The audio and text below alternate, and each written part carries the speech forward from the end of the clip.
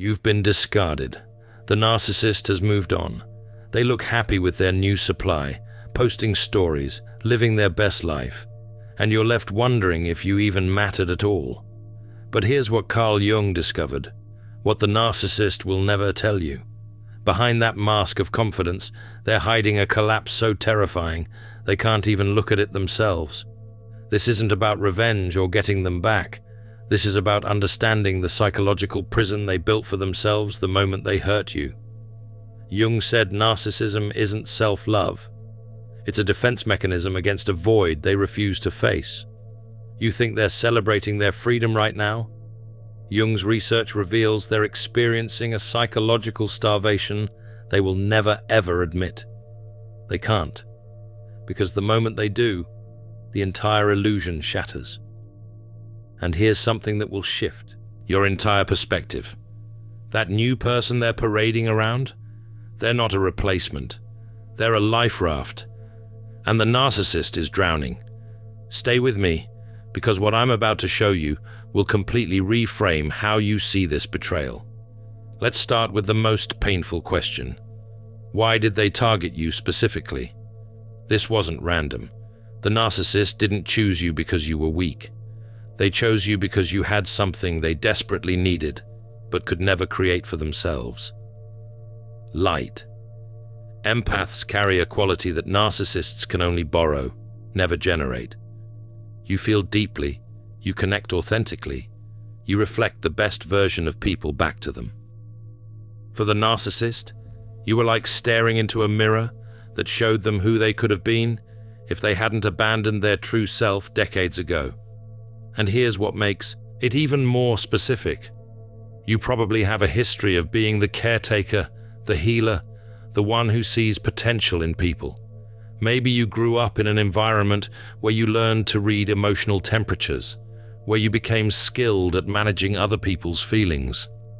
The narcissist has radar for this.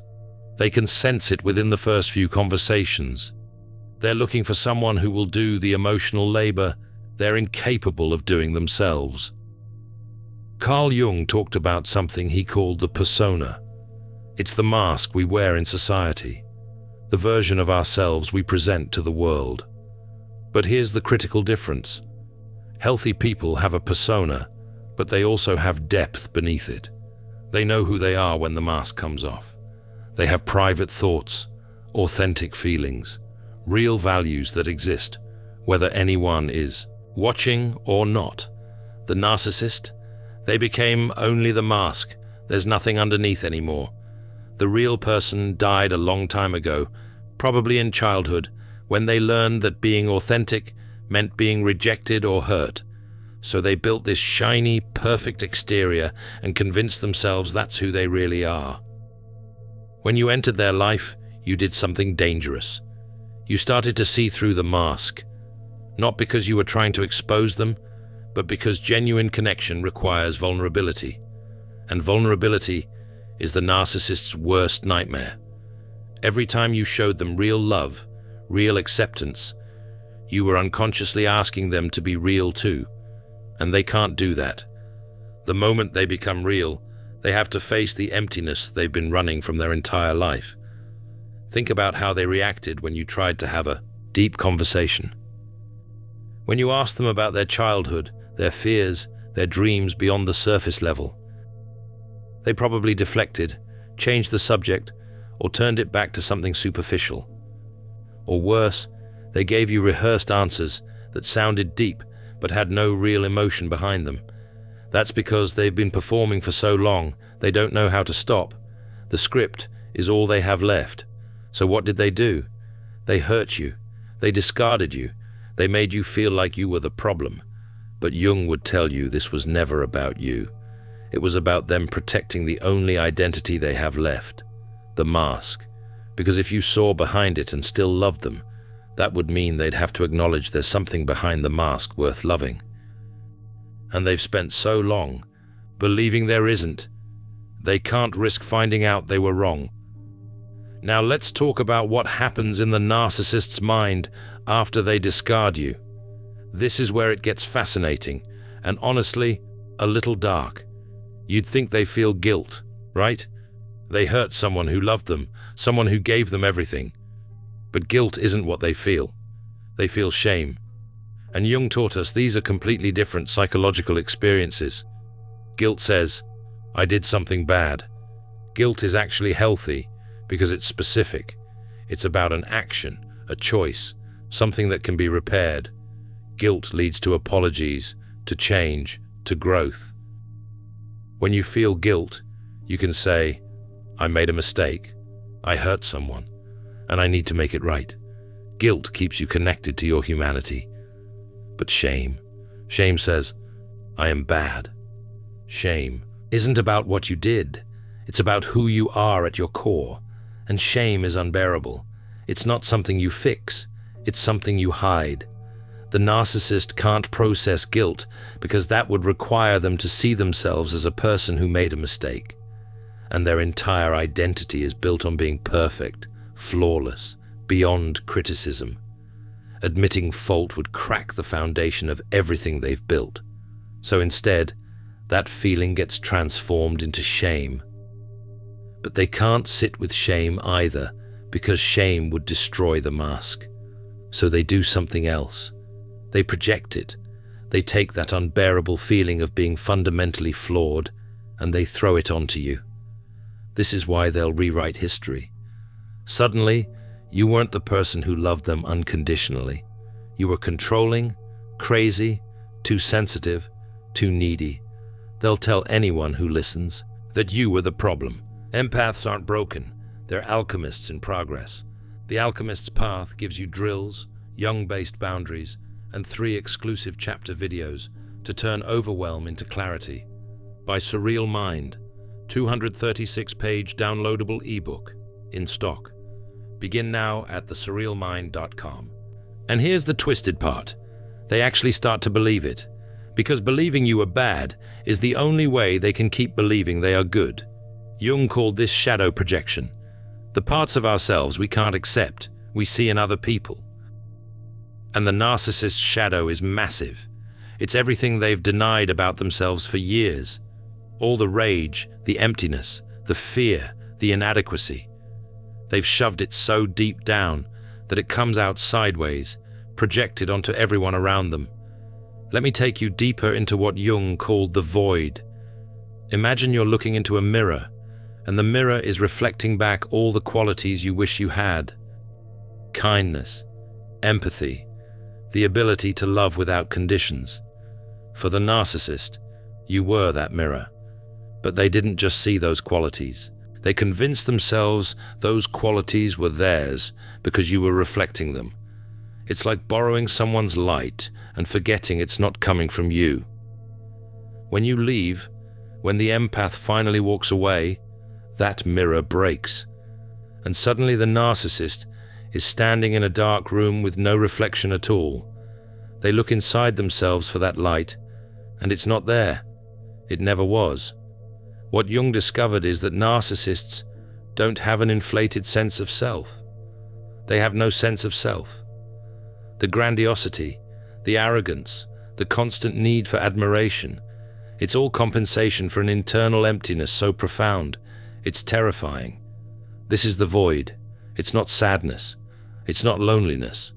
It's a black hole where a person should be. And when the empath leaves, the narcissist feels this void opening up. They feel it threatening to swallow them whole. But they can't admit this. They can't say, I feel empty without you, because that would mean admitting they needed you.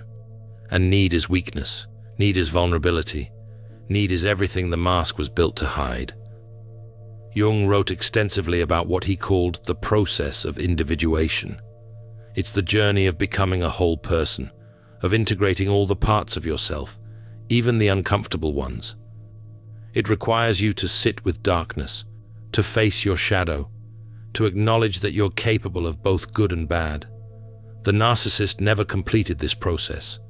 They got stuck. They chose the mask over the journey. And now they're trapped in a half-life, never fully present, never fully real. So what do? They run, they find new supply, and they find it fast. You probably saw it.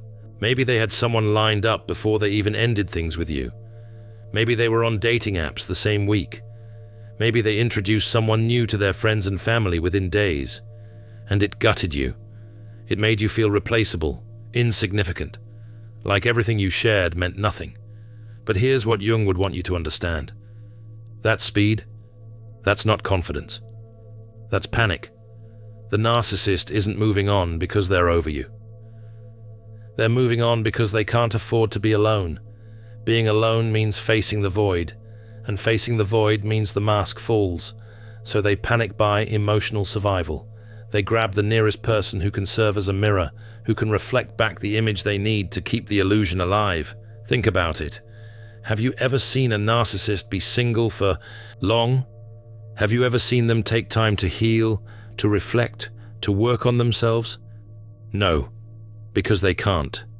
The gap between relationships is too dangerous. It's like they're holding their breath underwater. They can do it for a little while, but eventually they'll drown.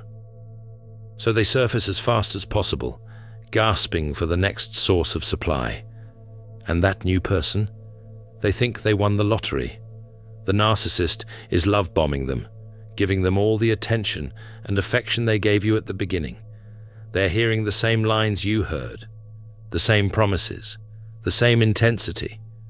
But it's not real. It's a performance. The narcissist is trying desperately to patch the leak in their ego. They're using this new person the same way they used you, as a mirror, as a reflection, as proof they're not empty inside. But here's the thing Jung understood that the narcissist never will. You can't fill a void with other people. You can only fill it by turning inward, by doing the painful work of becoming whole. And the narcissist will never do that work. They'll jump from person to person, relationship to relationship, desperately trying to outrun the emptiness, and every time it will catch up to them. Every relationship will follow the same pattern: idealization, devaluation, discard, repeat. Now let's talk about the smear campaign. This is one of the most painful parts of narcissistic abuse. The narcissist doesn't just move on, they actively destroy your reputation.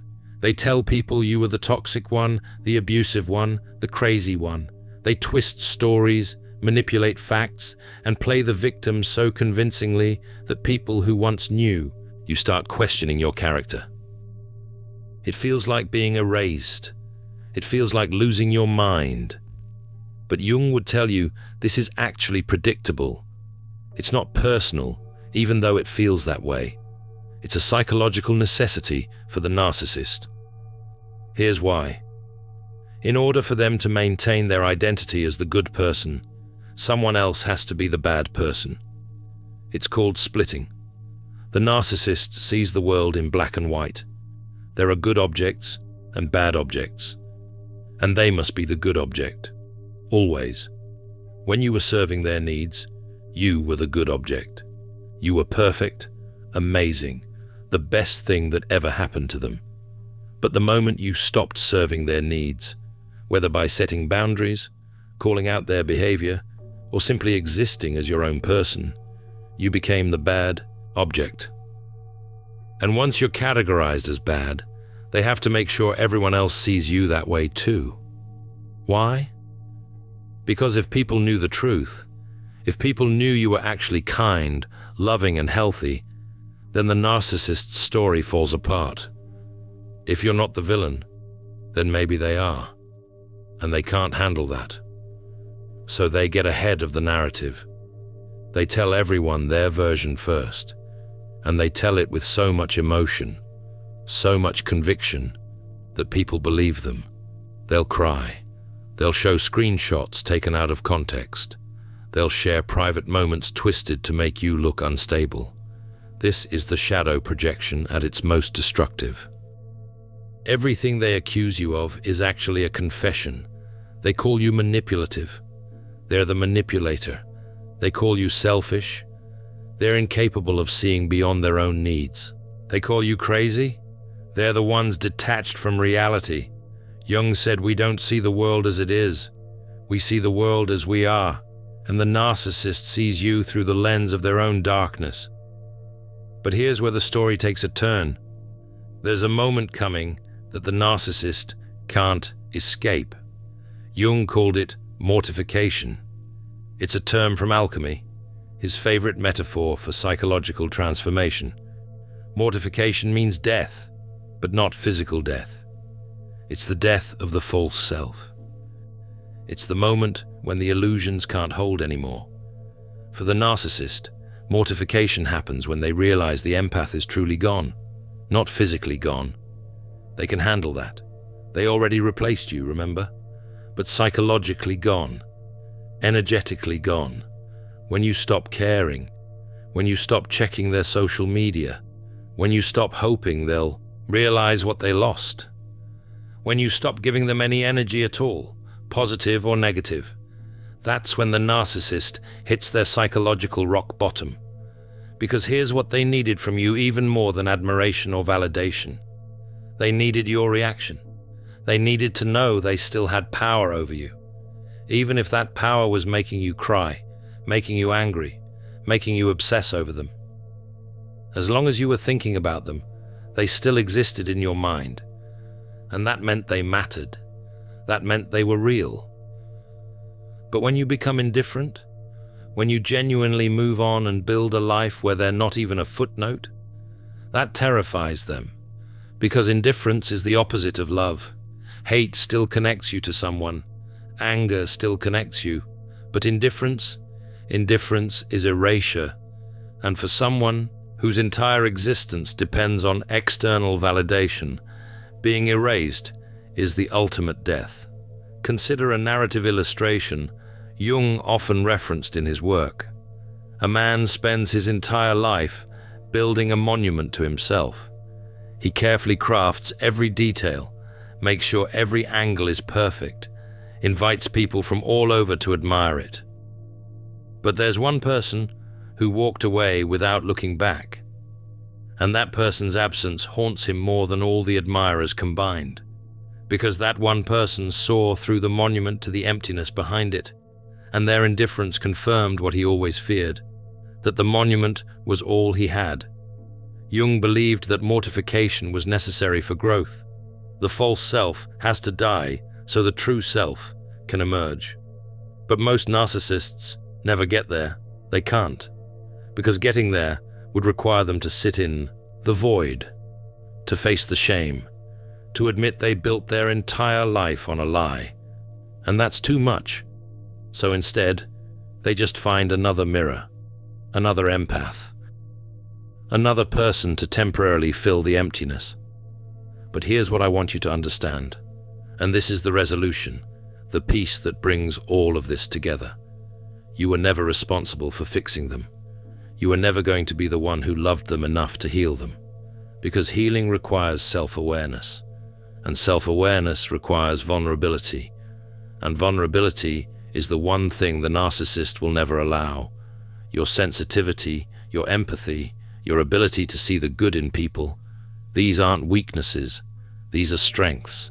The narcissist targeted you because you had what they lacked, but they could never take that from you. They could hurt you. They could make you doubt yourself. They could try to convince you that caring deeply is a flaw, but they couldn't destroy your essence. That core part of you that feels, that connects, that loves. It's still there. Maybe bruised, maybe hidden, but not broken. Jung said the privilege of a lifetime is to become who you truly are. You've been given a painful gift, the gift of seeing the narcissist's true face. And now you get to choose. You can stay in the story they wrote for you, the one where you're broken and flawed and unworthy, or you can write a new story. One where you walked through fire and came out stronger. One where you learned that love shouldn't hurt. One where you discovered that the right person won't require you to shrink yourself to make them feel bigger. The narcissist's greatest fear isn't that you'll expose them. It's that you'll heal. Because your healing proves their entire worldview wrong. They told themselves you needed them, that you couldn't survive without them, that you'd come crawling back. But when you heal, when you rebuild, when you become even more yourself than you were before, you become proof that they were never necessary. You become the evidence that love doesn't require suffering. So let them keep the mask. Let them keep jumping from mirror to mirror. Let them keep running from the void. That's their prison, not yours. Your job now is to turn inward, to do the work Jung spent his life teaching, to integrate your shadow, to face your own pain, not the pain they caused, but the pain that made you vulnerable to them in the first place. Because here's the final truth. Empaths don't attract narcissists by accident. Somewhere there's a wound in you that resonated with the wound in them. Maybe you learned in childhood that love requires sacrifice. Maybe you learned that your needs don't matter as much as other people's needs. Maybe you learned that being good means tolerating bad behavior. Maybe you were praised for being understanding, for giving people second chances, for seeing the best in everyone, even when they showed you their worst. Whatever it is, that's the work. That's where your power is. Not in understanding the narcissist better. You already understand them. You've spent enough time analyzing their behavior, trying to make sense of the senseless. The real work is understanding yourself. Why did you stay as long as you did? What red flags did you ignore? What part of you believed you could save them? The narcissist will never change, but you can. You can learn to set boundaries without guilt. You can learn to recognize red flags early. You can learn that walking away isn't cruel, it's self-preservation. And most importantly, you can learn that you are not a mirror for anyone else's ego. You are a whole, complete, valuable person, with or without someone reflecting that back to you. Jung talked about something called the transcendent function.